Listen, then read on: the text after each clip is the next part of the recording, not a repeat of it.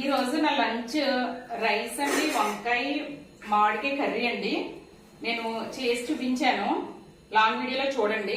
ఇది వేసుకుని తింటానండి. ఈ రోజు ఎలా ఉందో ఏంటో మీకు టేస్ట్ చేసి చెప్తానండి. ఓకేనా అండి? కాదండి, వంకాయ మామిడికాయ అంటున్నాను, కాదండి, అరటికాయ మామిడికాయ కర్రీ అండి.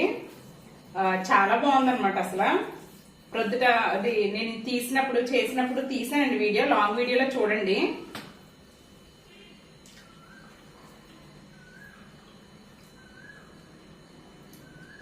టేస్ట్ అసలు సూపర్ ఉందండి నిజంగా. అంటే నాకు ఉల్లిపాయ గుజ్జు కూరలు అంటే ఇష్టం అని చెప్పాను కదా. ఇందులో మనకి ఎక్కువ ఆయిల్ కూడా పట్టదండి. ఈ సీజన్ లో మనం పచ్చి మామిడికాయ దొరుకుద్ది కాబట్టి ఈ సీజన్ లో ఎక్కువగా మనం ఏదో దాంట్లో కలుపుకుని తినడం మంచిదండి. మొన్న అయోధ్య వెళ్ళినప్పుడు గ్లాస్ తెచ్చుకున్నాను కదండి, ఈ గ్లాస్ లో వాటర్ ఎంజాయ్ చేస్తున్నాను. బాగుందండి. మీరు కూడా ట్రెడిషనల్ కర్రీస్ వండుకోండి. పాత ఆరోగ్య విధానాలు పాటిద్దామండి. మట్టి కుండల్లో వండుకుందాం. మట్టి కుండలో వండుకుని దీంట్లో ఇలా ఉంచేసాం అనుకోండి, అసలు భలే మగ్గుతో అలా చాలా బాగుంటుందండి. అందుకే నేను వేరే దాంట్లో తీయకుండా ఒక్కొక్కసారి అలా చెట్టేస్తాను.